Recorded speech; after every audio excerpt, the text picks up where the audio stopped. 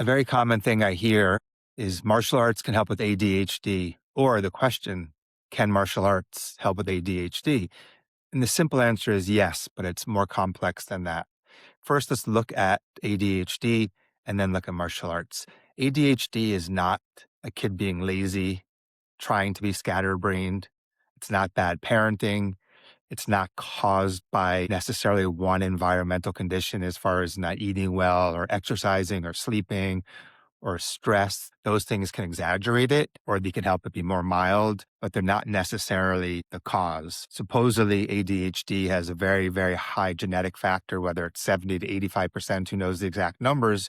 But the fact is that it's something that people are born with. It's not something that somebody should be shamed or blamed for, whether it's the kid or the parent.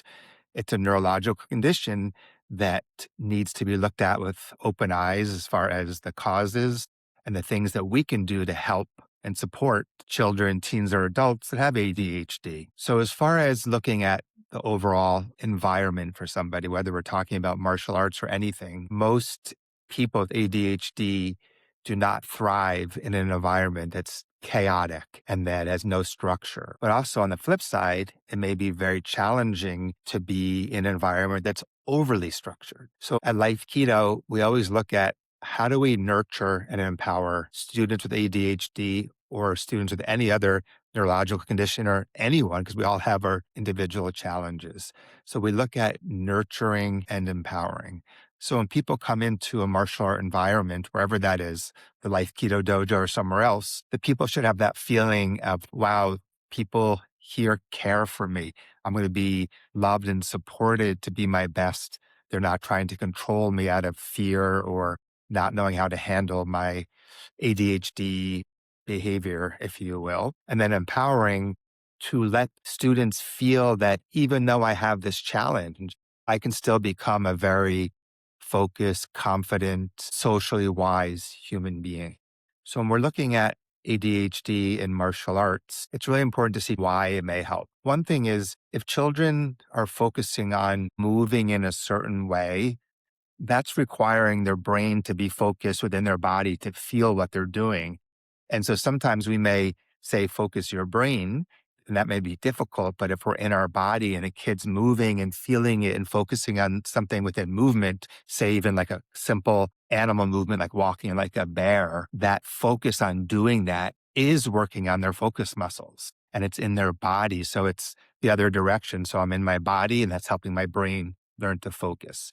So one thing we're looking for in using martial arts is how do we, in the appropriate way, challenge each person to develop more concentration and focus on the task at hand. So using the body is an incredible tool for that.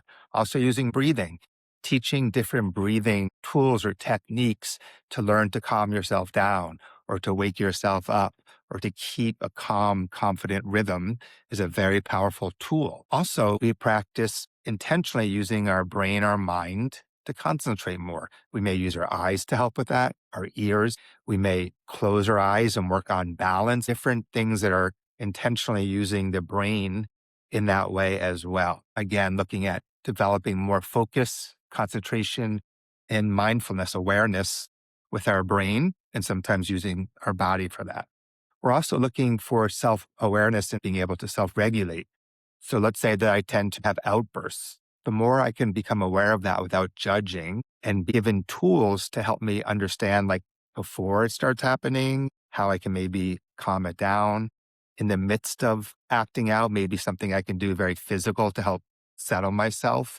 And then afterwards, learning how to repair if I do have an outburst. So these skills of learning how to be self-aware and given tools, we use the 3Bs, body, breathing, and brain, and also very healthy community environment of nurturing and empowering for people to learn how to be self-aware and self-regulate. Confidence is a huge thing because if kids are in a culture where everything's about focus and performance, and they're not able to focus very well, it's very easy for that to make somebody feel insecure and not enough and not worthy. So we really focus on helping people develop confidence from the quality of their effort. So instead of saying that kid's better than me or I'm better than them, we bring it back to each person to right now in this moment, how can you show up and do your personal best? So maybe that's different or better than mine. But if I keep doing my personal best, what happens is I start developing more skills and more competence. And then that starts helping me feel more confident. And then I'm able to take on more challenges and develop that confidence. And that creates this inner confidence muscle that you can rely on because you can just say, wherever I go, whether I'm the best or the worst, it doesn't matter. I'm going to show up and do my best. And that gives me a sense of confidence. So for someone that has ADHD, that's super empowering. Instead of saying, oh, you got to focus more and do better, it's bringing it to them of how they can work on developing this confidence. Another thing that's really important to develop, and we work on this a lot in life keto martial arts, is resilience. We always talk to people about just showing up and doing your best and not giving up. Now, that doesn't mean if something's too hard that we can't make it into smaller, achievable chunks. But inside, having the feeling like it's okay if I make a mistake. I'm going to keep doing my best and I'm not going to give up. And that develops a resilience in kids that we can't buy. It's from their own doing. And that again helps them feel stronger and more confident. And then another way that really helps children, I already mentioned how using their body, but as they develop these physical skills in martial arts that we do and this freedom of movement and having a powerful body, that's another way that we help children to believe in themselves and learn to have this confidence, focus loop that they're being nurtured to develop within themselves. And then last, I think social skills are very important. I know when I was playing sports, martial arts for a long time, it was just all about unconsciously trying to win to get some validation, to prove myself. It was like this outside in looking for confidence. And as a result, the quality of relationships were not very healthy, not very much about, hey, let's connect and collaborate and help each other both grow and become our best. It was this battle of trying to prove ourselves. And there was so much fear and insecurity underneath it. So we really focus on in life keto. And I think it's really important for any environment, especially if we're helping people with different neurological conditions and challenges, is to make the culture very nurturing and empowering. I keep going back to that because it's really, really important for human development for anyone, let alone people with neuro challenges or conditions. It really helps them thrive more, giving this environment. So everything we do in life keto and anywhere you go for any kind of martial arts or anything to help your children or yourself with ADHD or with anything is having this culture where you feel like, wow, we're here together to help each other grow. We're here to, if someone's not getting something, to help them, even if it makes them get better than you or something.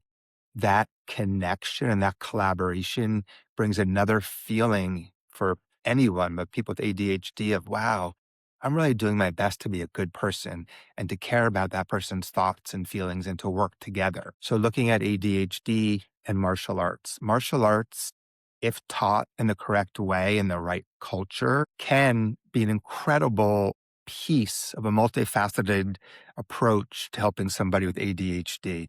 It's an incredible vehicle, but like anything, if it's not taught in the best way, or shame or blame or punishments or judgment and all that, it's much harder to get the benefits from it.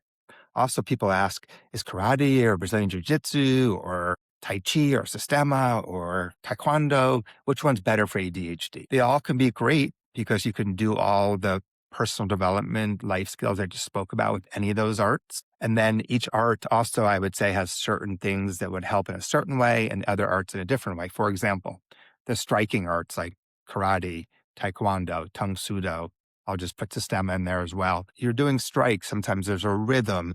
You're focusing on punching or blocking or kicking. And that type of movement in rhythm is another type of movement that'll help your brain focus on what you're doing. So it's great for that. Let's say Brazilian Jiu-Jitsu or wrestling, judo, they're incredible because there's so much body contact. It's very tangible and you have this kinesthetic feel. And so as far as physical feedback, they're wonderful. Again, if taught in a nurturing, empowering way. So yes, martial arts, jiu-jitsu, judo, karate, taekwondo, tangsudo, systema, tai chi, boxing, they all can be incredible tools to help ADHD if it's taught in a way that's right for each individual, for your child, for you, for whoever. So what I'd recommend is if you're looking for martial arts help with ADHD, go check out The Place. get a feel for the culture? Does it feel like it'll be nurturing, empowering for your child?